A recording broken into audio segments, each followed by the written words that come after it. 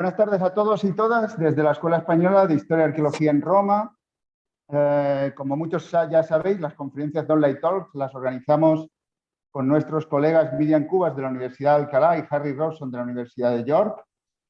Asimismo, queremos dar las gracias a la dirección y compañeros de la Escuela de Historia de aquí del CSIC en Roma y en especial a Matteo Benatti, que siempre está en la parte técnica, y también a Alessandro Gattari. It's a pleasure to introduce Penny Bickle and Daniela Hofmann. Thank you. Penny Bickle is PhD in Cardiff in 2008. I don't know, my English is terrible, sorry.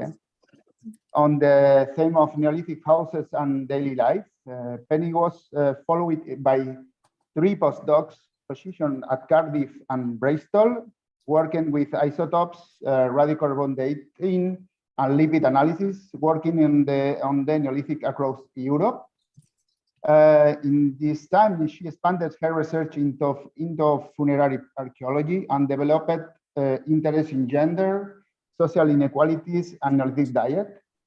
And in 2014, Penny joined at the University of York as a member of the faculty in the archaeology department, and currently has funded project working on isotopes in Alsace, Alsacia in French, radiocarbon dating in Germany, and the early pottery in Slovakia. Daniela Hofmann is the doctor in Cardiff also in 2006, where she wrote about LBK funerary practice. Daniela has worked on a variety of postdoc projects in Cardiff also and Oxford, most of which were about combining results from natural science, also isotopes, radiocarbon dating, and with archaeological interpretation. And she moved to Hamburg for 5 years as junior professor, and since 2019 has been in Bergen, where she is a professor in the course of the European Stone Age. Her current projects are about enclosures and megalithic monuments, but she also is still interested in the LBK. Thank you, Penny. Thank you, Daniela, for accepting this invitation. More or less is 45 minutes. And for all people, you can do your question by YouTube, and this conference is registered in YouTube also. Okay, thank you. Thank you. Thank you very much, Juan. And I shall share the screen.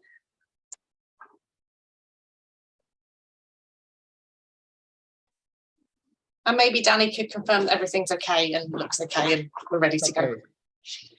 Great, thank you very much. And on behalf of Danny and I, it's a great pleasure to be here. Let me just try and move that. There we go.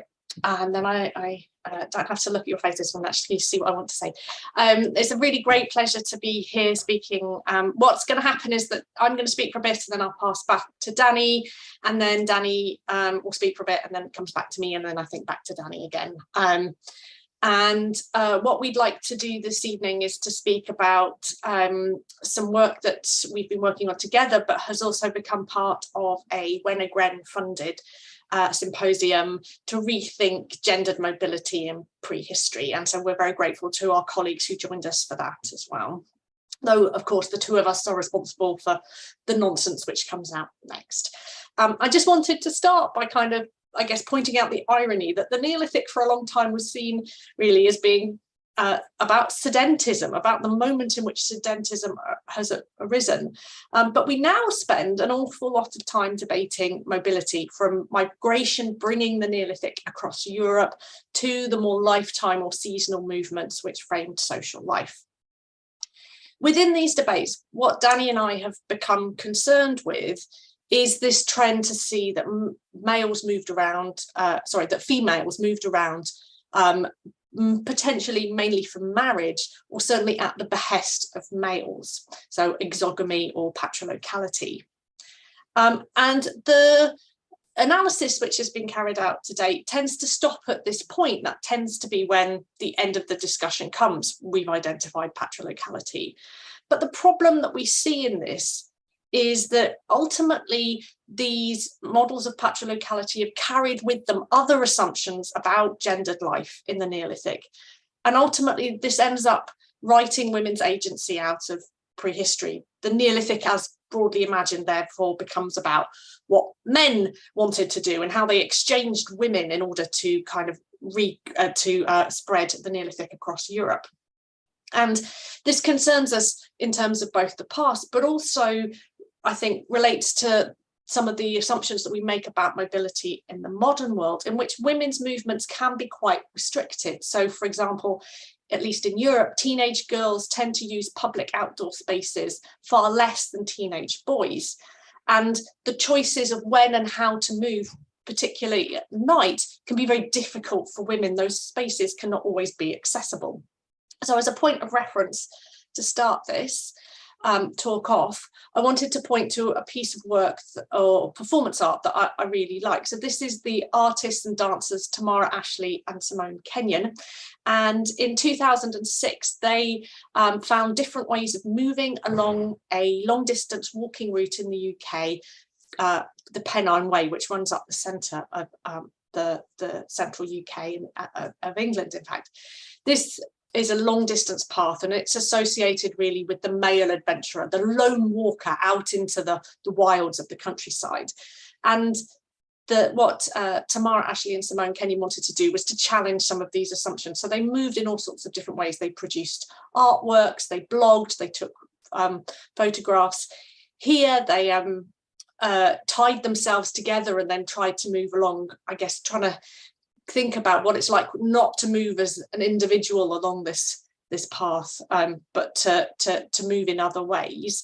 And for me, it helps to challenge some of those assumptions that we make about movement is about freedom and about the right to move. And I think it helps us to perhaps refocus our lens a little bit about the different ways that people can move. So let's go back and think about where the kind of ideas that we've had in prehistory about female mobility come from. So the impression that you can get from reading the literature is that it wasn't really thought about for a very long time. So, for example, in Robin Harris's really critical and very important paper from 2018, they claim that there was no Neolithic gender. But actually, Danny and I would argue that it has a long history. The problem is that it's been passive and in the background rather than being explicit. So one of the things as we've begun to critically think about this in a bit more detail is I went back to try and pull out what was the history of thinking about female mobility in prehistory. So I would say that it begins to originate around the association of women and pottery, and particularly back in the 1930s when Trejakov argued that pottery decorations could be tied to particular marriage patterns. This was then popularized by Child, who reported this work more widely, and which was subsequently then picked up by Binford and Binford in 1968, where they elucidated it in a little bit more detail, where if you had similar pottery designs in your region, that would mean a matrilocal practice, because girls were learning their mother's pottery styles and then staying in the local area. Whereas if you saw differences, that would be a patrilocal situation. So girls again would learn from their mothers and then take those decorations to the settlements of their fathers. So for a long time, actually, patrilocality had been favoured, but in the 1970s, we see a bit of a change in that, in which we see matrilocal and matrilineal practices coming to the fore. So this seems to particularly be around the notion that farming was women's work, that it was quite sedentary. But we also have work like that of Piet van der Velde's and his really quite detailed study of the cemetery of Elsloo, where he proposed that actually the ceramic designs were suggesting more matrilineal or matrilocal practices taking place for the linear band ceramics specifically. And I picked this image here to illustrate this point about it's there, but it's in the background. This comes from a cartoon, a series about the Neolithic from France. And you can see the men are in the front admiring their polished stone tools, being active cutting wood, and the women are in the background doing the kind of tasks that we assume, grinding corn. And in fact, in the very background, you can see there's a woman throwing the rubbish out with the pigs and doing kind of female labour. It's then we see this kind of reinvigorated by the advent of isotopes and DNA, and really brought that kind of patrilocal exomeny idea to the fore within our literature. Danny and I would like to stress that we're really excited about these kind of techniques and have used them a lot in our research and think they have fantastic potential to give us really interesting results. But they do bring a more positivist approach to archaeology. And we see with these big studies that are coming out, particularly from the early Neolithic and the late Neolithic, they bookend the Neolithic period and through doing that become the standard, suggesting that patrolocality was quite persistent throughout long time periods. They tend less to be compared and contrast and perhaps to produce more regional or perhaps more chronologically sensitive models, where we know from anthropology that kinship models can change quite quickly can be quite different in different regions. So that led us to beginning to think about what is patrolocality from anthropology, and begin to pull out some of the different examples. And as we began to do that, we see a great deal of diversity of different gendered experiences under the umbrella of patrolocality, from experiences where women are perhaps, as some of those examples show, thought to be quite subjugated by the kinship systems that they're part of, but others where at patrolocality, it's a means to an end, and it can be used by women and give them particular prestige in certain settings.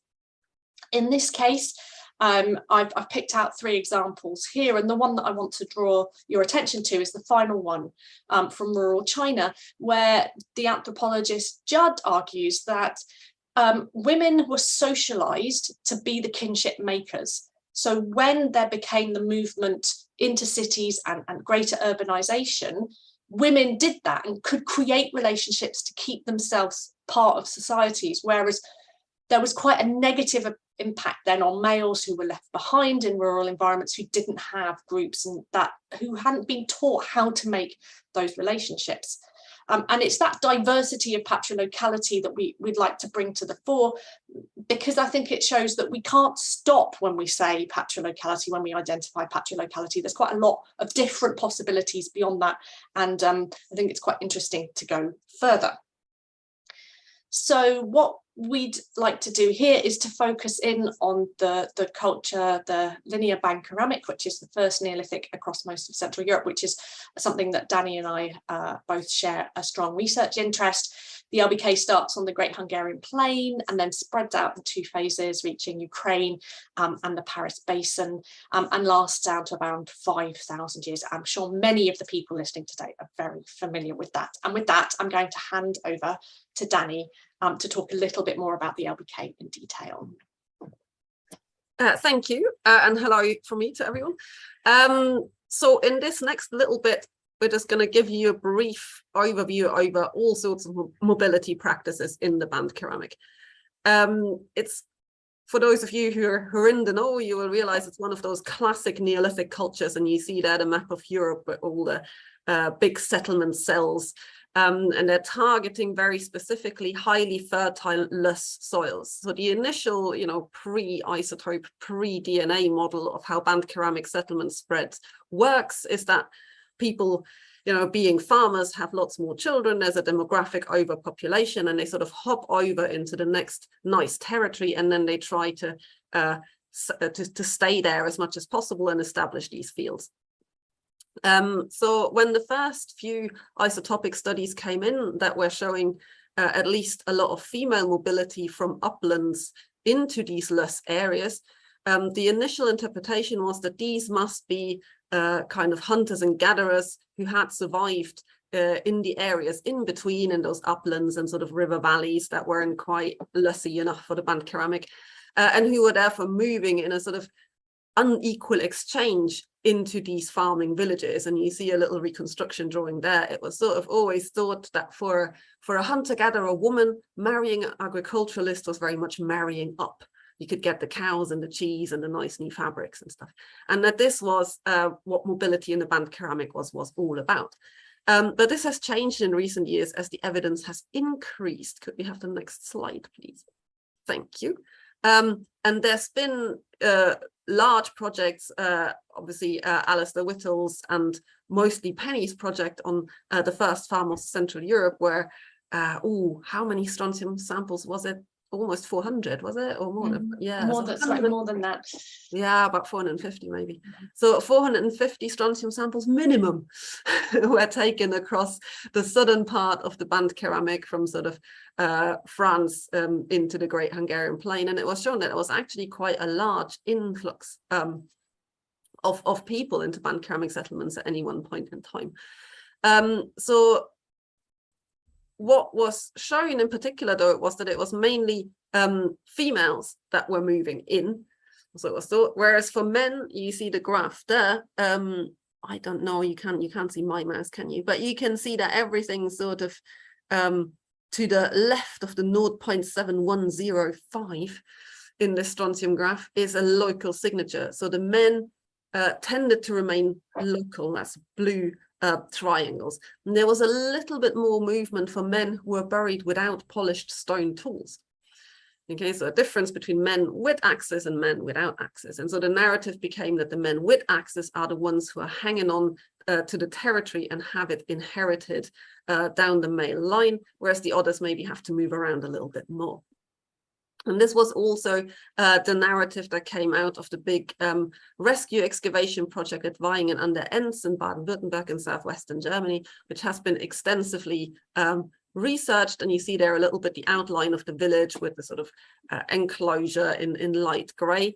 And on the basis of material culture preferences, the archaeologists defined several neighborhoods, which are sometimes also called clans, from A to D, and it was then also looking at the sort of plant remains, and especially also the weed remains from the pits in these different areas of the village. It was shown that clans A and D seem to have invested a lot of effort in their fields. They did regular weeding and disturbance. They perhaps may have manured them, and so archaeologists created this model that you see on the top right of the slide, model B, where it was thought that clans A and D monopolized the best agricultural land immediately around the site of Bergen, and this was a sign of high status, whereas the other clans, B, C, E, kind of were latecomers and had to make do with the land further away. Could we have another click, please?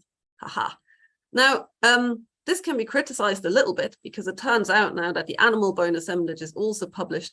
The clans B, C, and E are more focused on certain kinds of resources like sheep and goat. It's not the majority, like the majority is cattle always in the band ceramic, but they have a much higher proportion of the secondary resource. And so they may have had just a different way of using the landscape and a different weighting of resources rather than being necessarily of poor status and pushed to the margins.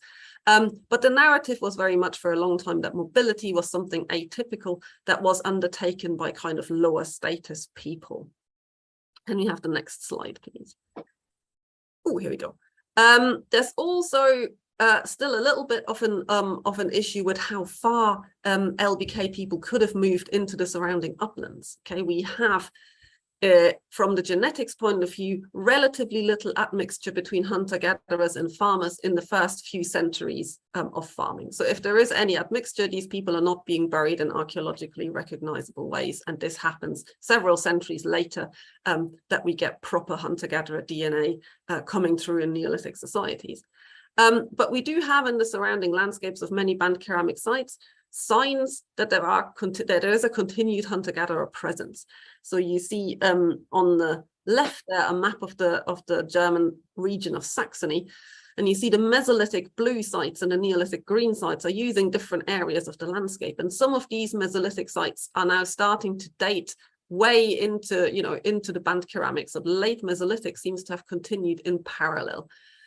This is also the case in Western Germany. So Bokel-Fenn is in the Rhineland, is a site where a Mesolithic hearth has been excavated with proper late Mesolithic lithics in it, but with a band ceramic date. And similarly, this fantastic aurochs blade that you see to make a classic Mesolithic artifact, the sort of aurochs blade arm rings, has been dated to LBK times.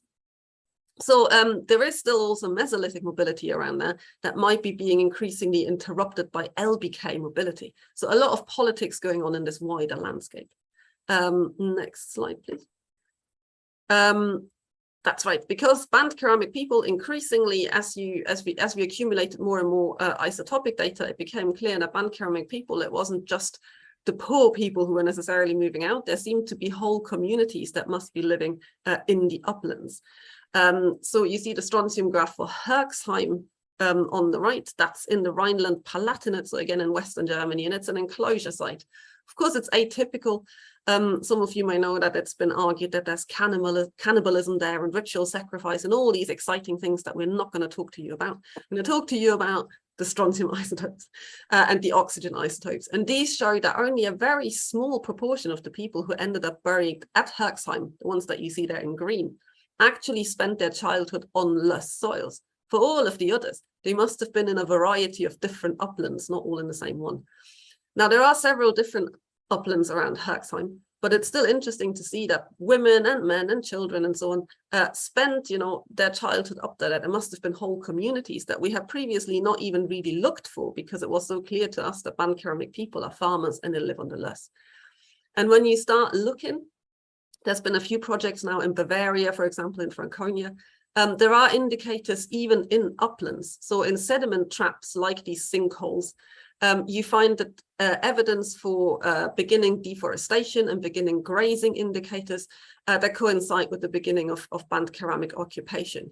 There's also some houses now that are known from a little bit higher up in the uplands. There's some pottery that is being collected around rock stacks and so on. So it seems that over time, the band ceramic are increasingly moving out. They're more and more mobile, they're using different kinds of resources, and they're potentially interacting also more with the Mesolithic people, although initially not visible in DNA. And I think that's back to you, right, Penny? Oh, no, one more. Sorry. Okay, so this shows that mobility is really a constant feature of LBK life. It's not that they, move to a new area and then sit still. So we have routine mobility for subsistence. We also have the constant drive to try and establish sites in new ecological niches. So this big European map that you saw earlier with the band ceramic in green, this is not a sort of one-off migration process, but it seems to be going on all the time. I know on the right, it's a little bit hard to see, but in any given phase, A, B, C, and D, the dark gray dots are the sites that are occupied. And if you look very closely later on YouTube when you stop it, you can see that in the initial phase, we have, this is a little bit of the Danube on the top, we have just one site on the Danube. And then they expand both along the Danube River, but also as far as they possibly can, south towards the Alps, down another river, the Lech Valley. Again, as climatic conditions deteriorate, they sort of retreat further north again towards the Danube, and then they expand again in phase D. So as soon as it becomes possible to use areas of the landscape, LBK people will make an effort to go and use them. There's a much wider area of, interest that they're active in, and they're also driving this further expansion of the LBK west and eastwards into Ukraine and into France. So what we're going to talk about in the rest of the paper, which is the sort of female mobility or marriage mobility, is really just a very small part of LBK mobility in general that we still have to sort of fully integrate as a mobile system. Now it's back to you, isn't it? Thank you. Thank you very much, Danny. So from here, what I wanted to do was to go back and think about some of the underpinning ideas for gender in the LBK and whether we could see in the data sets the kind of binary opposition between men and women based on biological sex that seems to have been proposed. So what I did was I was very fortunate to work on the LBK Lifeways project, and I used the database from that for a paper in Cambridge Archaeology, which was published in 2020, to kind of investigate and interrogate whether the data supports that argument or not. And just as a kind of background, I was looking at the burial data, and there's an assumption that comes from how the burial data has been looked at before, that the kind of high status classic burial is burial in cemeteries. It's burial in this crouched position on the left-hand side, often with the head to the southeast, and with a particular set of grave goods that were determined by the age at which the person died and the sex of the person in the grave. So those were the kind of things I wanted to question. The other side of this is that anything that's outside of this is kind of often seen as something that's deviant or different or less valued. So people buried in settlements were not as high status as people buried on cemeteries, for example. So that was the first thing that I went to look for. There had been an assumption that more men were buried on cemeteries than women, and that people buried on settlements were mainly children and women, and therefore of a lower status. When I looked at the data overall, we do find slightly more males buried on cemeteries than females. But if we look at the burials where the sex is less confident and include those in the other data, there's no statistical difference at all whatsoever on cemeteries between males and females. If we look at settlements, there's just no difference. There are as many men as females buried on settlements. So I think some of those burial locations and assumptions about lower status of women because they're not buried as much on cemeteries as men need to be questioned a little bit, or questioned quite a lot. So the other assumption that had been made was that people buried, or at least males buried with polished stone tools and with a particular assemblage, mainly based around knapped flint or other types of stone implements, were the high status individuals as well. And a classic example comes here, the hunter warrior from Schwanfeld, who probably died in his mid-20s, associated with a polished stone adze and with this particular hunting kit with him. And this was seen as kind of the classic high status burial. But in fact, only 25% of males received this burial. So it's not a gendered distinction. It's something which is restricted to a particular group of males. So I wanted to look more widely at the burial evidence. And to do that, I did some correspondence analysis to see how biological sex of the skeleton was related to different grave goods.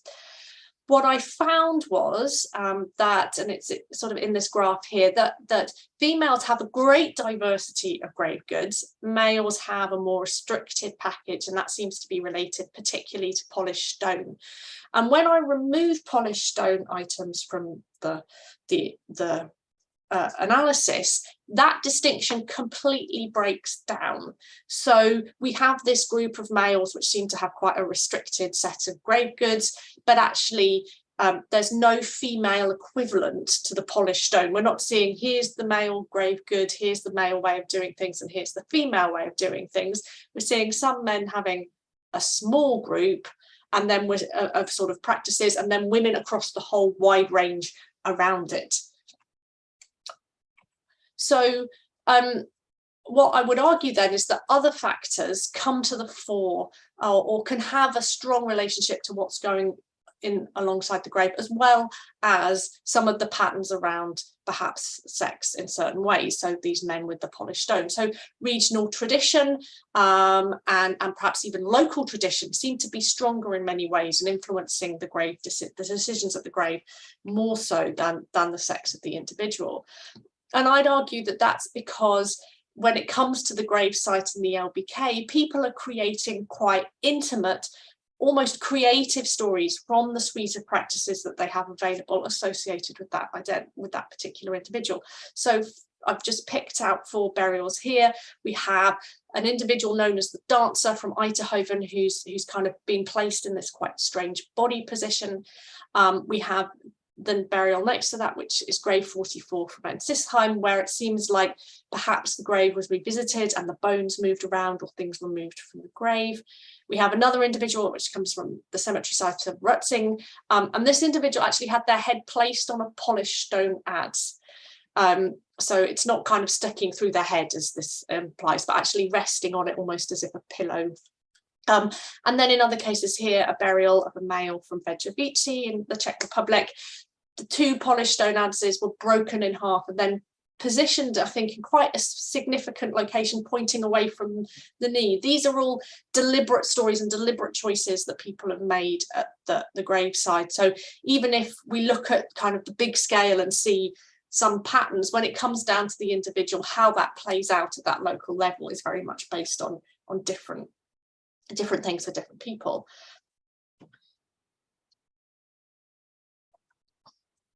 We also see this notion of greater variability for women than there are for men coming through in all sorts of different, what I would call lifeways data. So McIntosh et al. From 2007 found that the limb loading on female lower limbs were as diverse as we find in the modern world. So from the cemetery site at Nitra, women seem to be having the kind of limb loading that we would expect from modern athletes, so people competing in running competitions, to the LBK at Spetsingham, where there was something we would see from say me, someone who spends a lot of time sitting sedentary at a computer and things like that. In terms of the strontium isotopes, that's really the pattern we see again. So we see men tending to be more tightly clustered, and then women sort of occupying a much bigger range of strontium isotopes, suggesting perhaps a bigger use of landscape or a wider use of landscape, a lot more variability.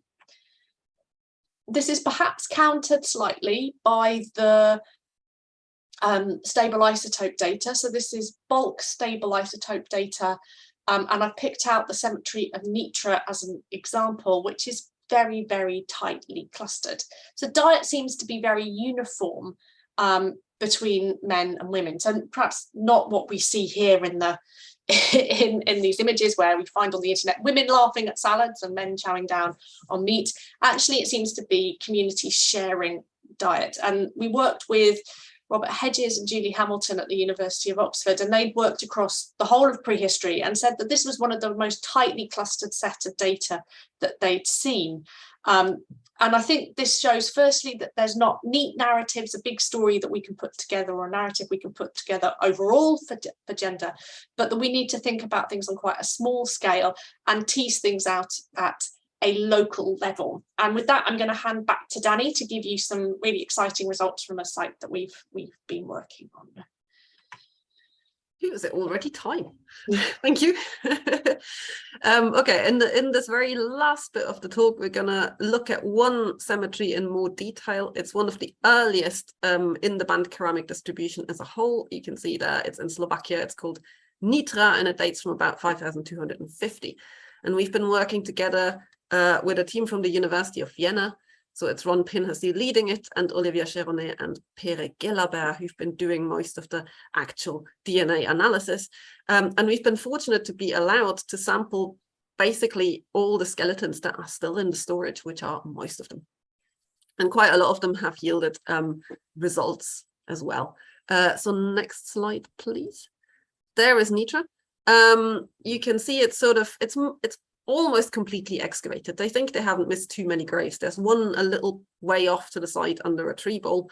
But this was an excavation in the 1960s and 70s under rescue conditions. And they found this sort of tight grave cluster and then a little bit of a scattering of graves all around. And because this was one of the earliest LBK settlements, not just in terms of its dating in the LBK, but also in terms of being actually excavated and found, this was a very foundational publication. And the excavator, Juraj Pabuk, looked at all the grave goods and interpreted this as a sort of pattern in which age was the most important factor in gaining social status. And this was particularly marked for males. So a gerontocratic model of society whereby older people in general would gain more of the prestige goods like imported spondylus shells, and older men in particular would be buried with those polished stone axes. There we have them again. They also speculated at the time, of course, without being able to check it, that the graves that are intercutting, which actually is quite rare for the LBK, that these graves may be of persons that are particularly closely related, maybe marriage partners or women and mothers and children, that sort of stuff. And on the very right-hand side of the excavation plot, you see inside the green circle, there was even a triple burial that we're going to look at in some detail later, of an adult woman with 2 children, which was interpreted as a mother and children burial. So big foundational site that we thankfully had the chance to study in greater detail. Next slide, please. So the DNA project, which, as you can see here, retrieved all these past Petrosa from various skulls, by trying to sample one whole cemetery rather than like a big region, as have been the practice in many ADNA studies until then, to say something about the mobility pattern in the band ceramic. Here, by looking at as many individuals as possible from a single site, we were trying to answer how prevalent these models of patrilocality that have been suggested on the basis of strontium actually are. You know, how related are men and women on the basis of biological kinship. Of course, social kinship is not the same as biological kinship, but contrasting the two, so contrasting the aDNA with the burial ritual, the way people were positioned in relation to each other, could maybe also tell us something about whether there were models of relatedness beyond the nuclear family that we so often like to assume, you know, of women and children, you know, a monogamous marriage of one man and one woman, that kind of stuff. We also, because the LifeWays project already created all these fantastic isotopes, could look at how diet patterned onto these biological kinship patterns, and whether burial rite and grave goods were something that kind of ran in the family to an extent. So those were our main research questions. Next slide, please. Okay, we've received some preliminary results. So we started with the mitochondrial DNA, which is of course just inherited down the female line. And it seems that one grave at Nitra, grave 26, had at some point a hunter-gatherer female ancestor. So U5 is a haplogroup that is associated with the pre-band ceramic hunter-gatherers. There's another one from not so far away in Hungary, but it's not the same, so a U2 haplotype. So suggesting some very limited admixture. But as you said, there's only one, and it isn't actually really pushing up our overall you know, interaction frequencies. This was a person that was buried with a polished stone axe, if I remember correctly. So it seems that they were, in spite of the hunter-gatherer origins, perfectly integrated in band ceramic society. Next slide, please. We then moved on, or the team in Vienna moved on to looking at the nuclear DNA, so the whole genome. And these are still preliminary results, more or less. They're not yet published, are they, Penny? Yeah. So please do not, I mean, do tell people about how fantastic this project is, but don't reveal any great details. So we're not going to show you any huge statistical analyses or anything. We're still waiting for the last few individuals. But we have effectively like a scatter, so same color and same symbol mean that these people are related. So the 3 gold stars are related and the 2 gold blobs are related. Yeah, but you see that in general, it's mostly small groups of people who seem to show biological kinship. So the people in a triple burial are related there on the right. The others are kind of scattered a little bit all over the cemetery. You can't really say that the people who are closely related in terms of biological kinship are always buried next to each other. That seems to be the case just really for the orange stars and the blue stars. And it's mostly groups of 2 or 3 people. Okay, we have both mothers and children and fathers and children represented here, and then many, many, many second order relationships. So grandparents and grandchildren, or cousins, or aunts and uncles versus nieces and nephews, that sort of thing. There's also quite a number of people who don't show any relationship with anyone else buried on the site, at least not a biological relationship, of course. And amongst those individuals, women do dominate numerically. So most of the men present do have at least one other relation somewhere on site, whereas among the women, there's quite a few who don't have anyone else biologically related to them. Next slide, please. The one exception to this pattern of general scatteredness is one larger cluster of related people. So the key individuals here are the 3 who are marked in blue. They're, how are they related? Was it a brother and sister and another son, right? A son of the male individual. Okay, and then these are the sort of main closest kinship cluster, and then there's a lot of secondary relationships shown in yellow around them. There's even a great grandchild of the original of grave number 2 represented in here. So there's 4 generations represented, but there's also, obviously, you notice by looking at this, if there's 4 generations, there's also a lot of missing individuals. So in some of these generations, we just have one person who is somehow related vaguely. And then we know that there must have been others in between because we have the grandchild showing up. So there is this sort of, it's almost a little bit like a mafia clan.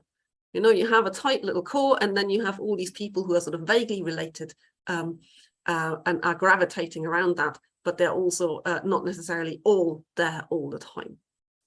Next slide, please. Okay, so are there models of relatedness beyond the nuclear family? Well, yes, we have all these secondary relationships that are showing us that that there's a wider group of people being buried next to each other. But I think the clearest example is this triple burial 48, 49, 50 that we mentioned at the start on the right edge of the site. So this is a young adult female who was buried with 2 children who died when they were very, very young.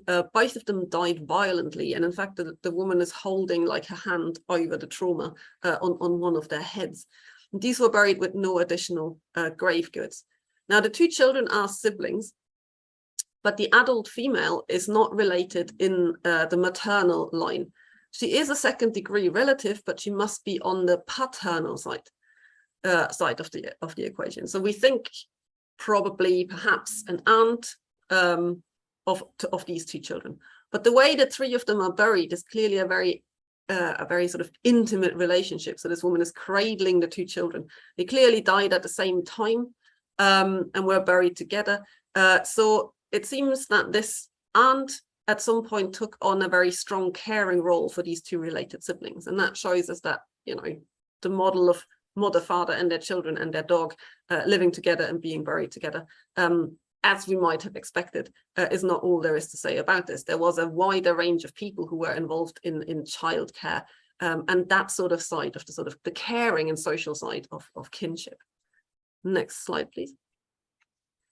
Then we tried to look at diet. This is Penny's model, so any questions related to that afterwards. And we looked at the different families. I think family F is our big cluster, is it? And again, what you could see was that the people who are unrelated, who are the little white squares, so the people who don't have any relatives on site, are the ones that scatter the widest in terms of dietary patterns. Everyone else is reasonably closest together. And it seems to be that the different family groups, even though some of them are quite small, can be distinguished a little bit in terms of their protein intake, in terms of their nitrogen values. So it seems that actually being related might have meant for some people that there are similar daily practices in terms of food procurement and consumption. But these differences are super slight because, as Penny said, in general, this is a very, very tight cluster compared to other Neolithic societies. And it's very small numbers. So really, we need to look at this pattern on other sites as well to confirm that. But there is something about perhaps living together with your biological relatives to an extent. Next slide, please.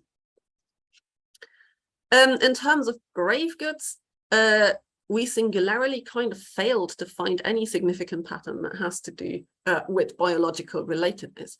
In general, compared to other cemetery, it's fair to say that Nitra is very homogeneous in terms of the burial rite overall, the position and orientation. Basically, everybody is buried in the same body position and orientation. And also the differences in grave goods between the graves are not as marked as they are in some of the later cemeteries further west.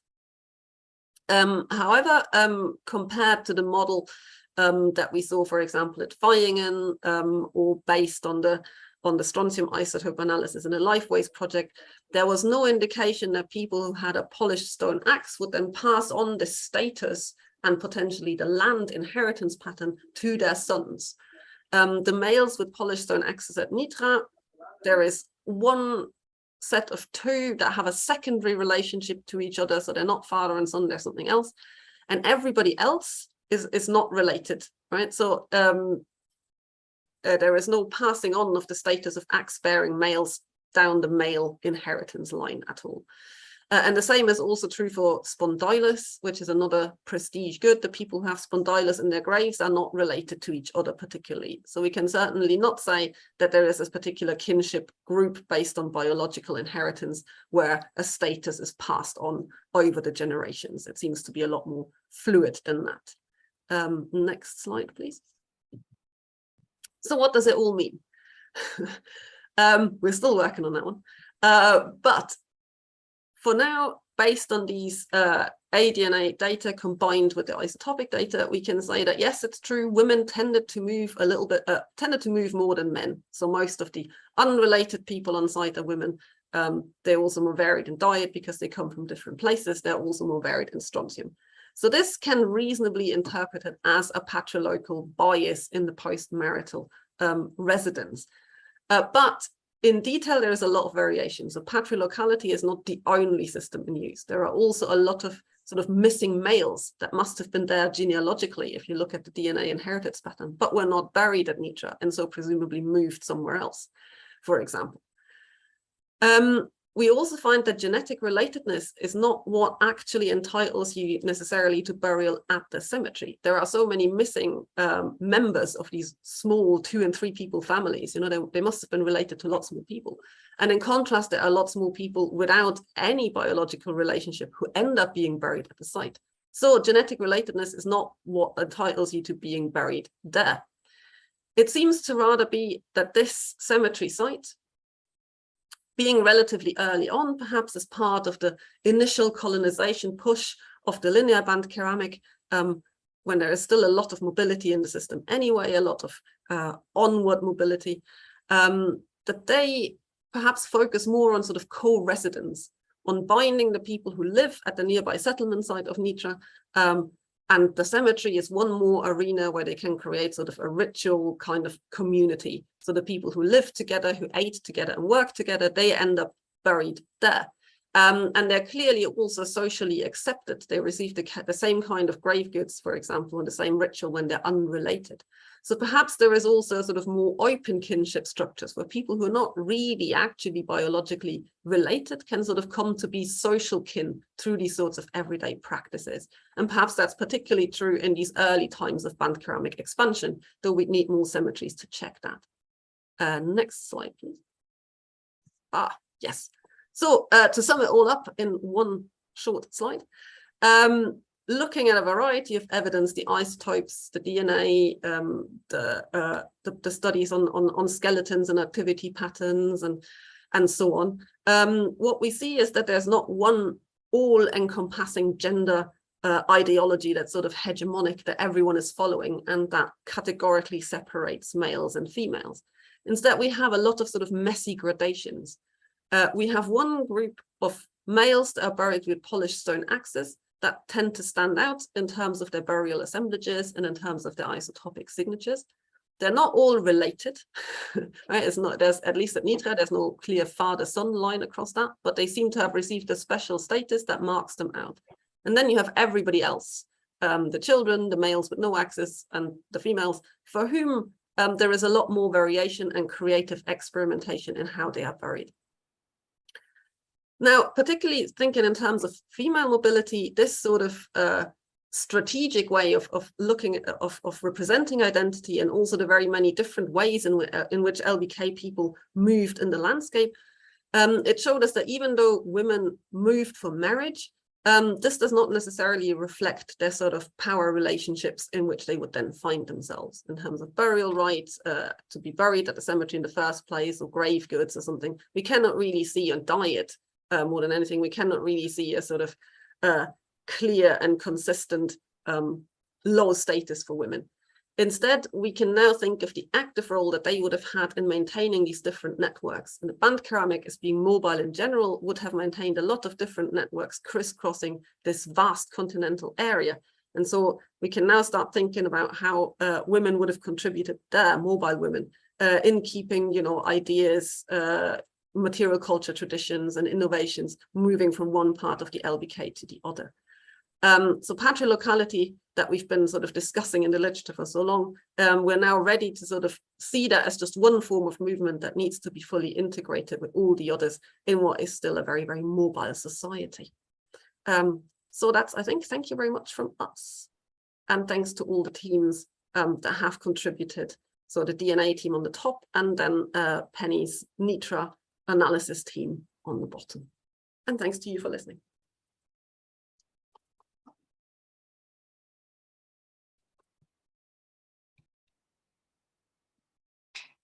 Brilliant. Thank you very much. Do you have any questions, Juan? I think you're muted.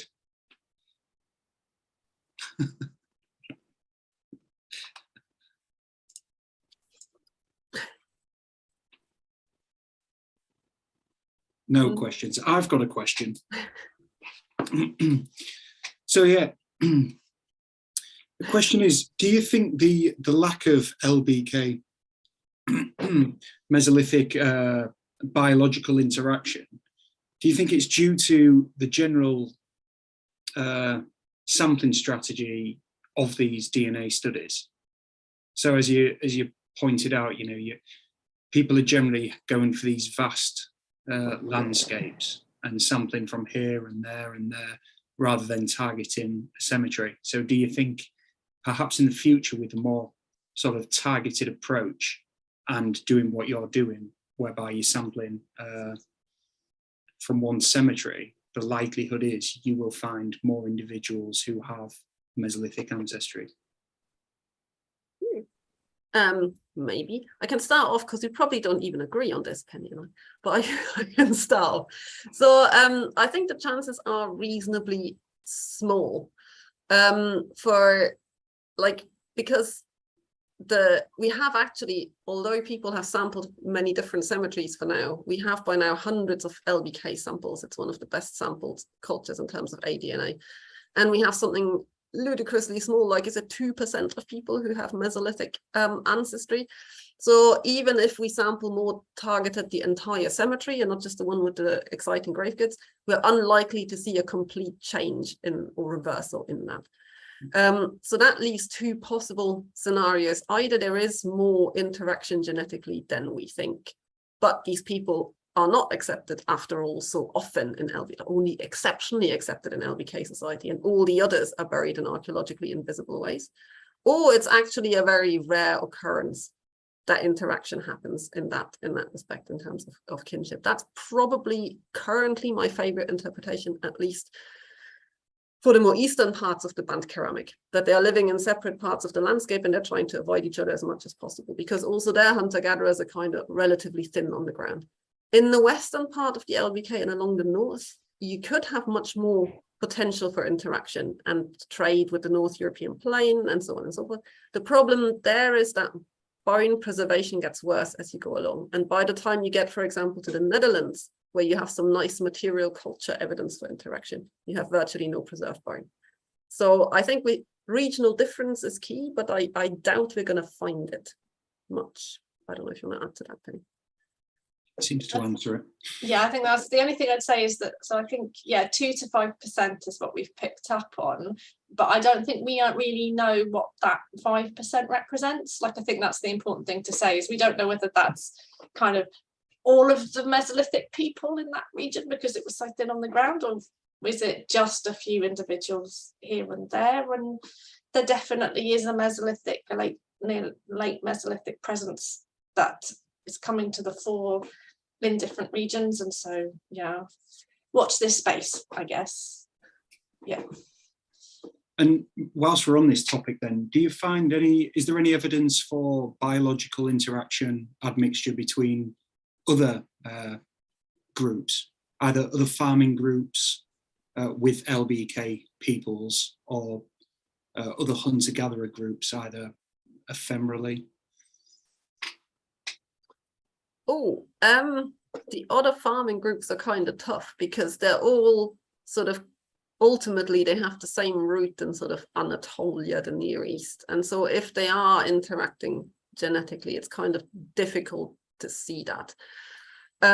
As you get, it's also partly a problem that we tend to, when we say LBK, we tend to lump it all together in our analysis. So for the later part of the Neolithic, when you have different culture groups, even in archaeogenetic studies, you see that people make, smaller collectivities, and then they compare these different culture groups and they find slight differences.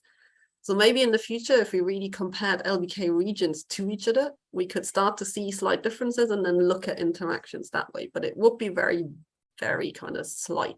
And I don't understand the statistics enough to tell you whether that is at all reliable. Yeah. Cool. Juan, do you have any questions? There aren't any questions on the chat, unfortunately. Oh, no, we can't. Do you want to type in the Zoom chat? Now working? Yes. Yes. Okay, I have a single question. You show the quantity of men and female, and you show there are differences in the burial and the graves with man and female. But are there differences with people with different age? For example, difference between young men and early men, or no? All is homogeneous for all people. It's very difficult because the aging has, on the kind of big scale, to look at that, because the aging has been done with so many different techniques.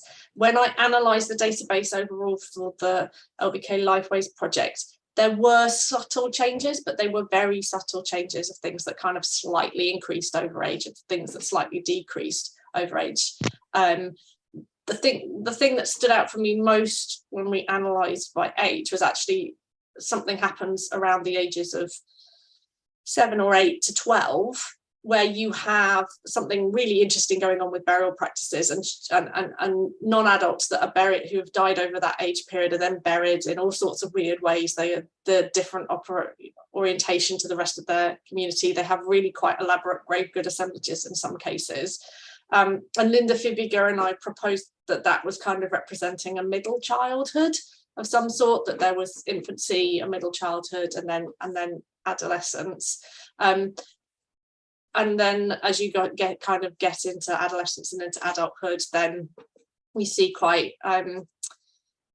you see these trends which kind of slightly change, but it's nothing big, and there's nothing that really stands out like the polished stone adzes with men. And the thing to point out is there are some women who do have polished stone tools, but they're very different. They're very different types, and they're used for very different activities, which Albert Latour-Mascan's tour has shown that they're quite distinct in that way. I think maybe as methods for aging improve, we might be able to go back and look at that, but I didn't have confidence in the data set that I had, where in some parts, some older excavations, people had very specific ages that they died at. And I know from speaking to osteologists that that's perhaps not as reliable as we think. I mean, we might have thought at that particular time. So. And the children has the graves or no? In the burial, the good graves or no? And depend of the age of the children, for more young, for example, with 1 year, 2 years, these people has the good graves or no? They have less grave goods, definitely in infancy, than the rest of the population, and we also find infants in double burials or in multiple burials as well. But we do have this period in middle childhood where they could have as an elaborate grave good assemblages as an adult could have, and then in adolescence the number of grave goods seems to decrease again. So there's something very interesting about that. Yeah, I think you need to be like 2 or 3 years old to get your own grave. Yeah, all the children younger than that tend to be in graves with other people. Sometimes other children, but other people. Yeah. At cemeteries, certainly, yeah. And so settlements, sometimes settlements, sometimes they're in their own graves. Okay. And I think the point to make about that is that there's a burial that I talk about all the time, which I loved, which I studied during my PhD. I loved a burial. It's a weird thing to say, sorry. A burial that I find very evocative, which is a child that's been buried alongside a house at a site called Cueille-les-Chaudas in the Paris Basin, where the ground, they're buried in a rubbish pit, but the ground is prepared by sprinkling ochre on it before the child is placed in it. And so they might not have this big assemblage of grave goods around them, but someone's really taken the time to make space for this burial, to prepare the ground for it, to place the child in, and then to bury it again. I think that speaks to certain acts of care that are perhaps a slightly different type of act of care that you might be doing if you're gathering an assemblage of grave goods to place around an individual and on the body and when they're being buried. I think it's interesting.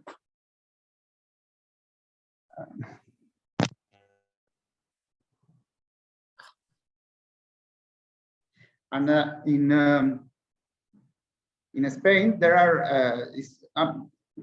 are similarities with your the burial of the LBK, but here there are burials with good position, great goods. It's okay, but in the same time and the same site, there are structures with individuals with garbage, without without position, without grave goods, is with the garbage. Mm-hmm. In the LBK, there is some similar with this or no? All people has your burial with standard burial or no? Whatever. Shall I start? You start. There is in general a wider variety of treatment in the band ceramic than we've covered in this talk. So we have the cemetery burials, and on the cemeteries, most people are more or less buried the same way. Then you have the settlements where there's a bit more variation. And then you have sort of burials of isolated bits of bone, that kind of stuff. And you have the occasional mass burial grave, sometimes of fragmented human remains like at Herxheim. So there is this sort of gradation. It's quite rare for all of those to occur at the same time. So for that, you have to wait until a little bit later in the Neolithic when you get these burials and grain storage pits in the Michelsberg culture from about 4000 onwards, where you have some that are buried nicely and some that are buried not nicely, all in the same site, all dating to the same period of time. But in general, for the band ceramic, it's fair to say that we don't have all of them. So although we have quite a large burial assemblage, there must also have been archaeologically invisible ways of burying people. And there's been a lot of discussion of how all these different treatments should then be compared in terms of status, and whether we actually have a multi-stage funerary rite and the cemeteries just interrupt that, or whether the scattered human remains are in some way lower status people who are not valued. I don't think we've come to a conclusion on that. But there's a lot of experimentation, more than we've covered. It's just not gendered in that sense. Well, I think it's really important also to think carefully about what we think the Neolithic conception of rubbish was, of what Neolithic garbage was. And I think there's an assumption that because people were buried in rubbish pits alongside houses, they were lower status because it's the rubbish, because that's what we think of. You know, we throw things away, it's rubbish, it's lost its status, it's gone away. And I actually think that we perhaps need to turn that on its head. And I think you can see in LBK communities, at least I've argued it, that rubbish is gathered around houses, it's not cleaned and swept away outside of the inside of the house, it's kept close to the house. That actually there might be, you know, it might be a really kind of like protecting, keeping someone part of the settlement.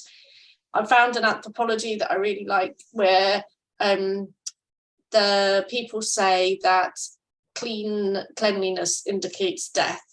And all of the waste and the rubbish is about there being life and there being people and it being renewal and it being a living community that people are engaging with. And the work that I did for my PhD, where I looked at how how people were using architecture, suggests to me at least that we shouldn't put a Western understanding of garbage as low status or rubbish as low status and being something that you put the low status people in and it signalizing that they're low status, onto Neolithic conceptions of the rubbish that we excavate, or you know what we see as household waste that we're excavating in pits. And I think that's a leap we shouldn't make. And actually, I think the burials tell us that actually perhaps the stuff that's happening around houses and gathering around houses is quite meaningful to people.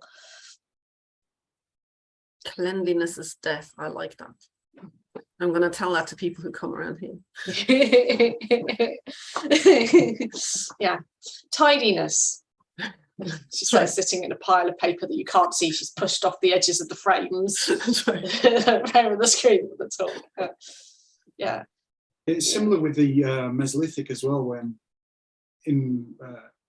insofar as the frequency of human remains, which are often found within shell middens all along the Atlantic coast. So all the way from, say, southern Portugal all the way through to Denmark, questionably, some in west coast of Sweden as well. But it seems to be wherever you have a big concentration of shell middens and or larger shell middens, again, refuse tips, you do seem to have occasional human burials in some areas. In other areas, they're quite frequent. But yeah, the presence of human remains. So, I mean, I've always thought that these sites may well be representing markers within the landscape itself. So, as opposed to just a refuse dump. Who knows? Yeah, and they can be multiple things at once, probably as well. So yeah. I must admit, I'm not very familiar with the LBK at all. So the talk's been ever so useful, at least refreshing my limited knowledge on it and advancing it somewhat. Good, thank you. Yeah, so thanks very much. Do you have any further questions, Juan? I don't think there's any further no, there are no questions on the chat. So shall we bring it to an end? Unless you have any further ones. I have a question for Penny. No one can. Okay, go for it. Where's that work I was expecting? Why didn't you reply to my email? Yeah. And just to say, so Danny and I have some publications which are coming out based on the stuff that we've done now. So there's some stuff that's in print and stuff that we're working on now. So please look out for it or get in touch with us if you're interested, and we can point you towards those things. Yeah, I'll keep an eye out now, and I'll share it. I'll share it online when it becomes available. That'll be awesome. Thanks, Penny. Awesome. Right. Thank you ever so much. I will see you again. Oh, we do have another talk at least. Let me get my roster up. Yeah, when are the next talks? Have you got it to hand, Juan, or am I? Here we go. Yeah. Next conference is 10 October. 10th of October. Yeah. Crops, pests and climate, agricultural resilience in the Western Mediterranean Neolithic. And then there are two more talks after that. The Neolithization of Pelagonia and Lake Ohrid. And the final one will be culinary practices during the Early Neolithic in Iberia, an approach from organic residue analysis. So yeah, these will all be streamed on this channel as well and on YouTube. So yeah, keep your eyes peeled. Do join us again, guys. Right. Thanks very much. Cheers again. Bye-bye. Bye-bye.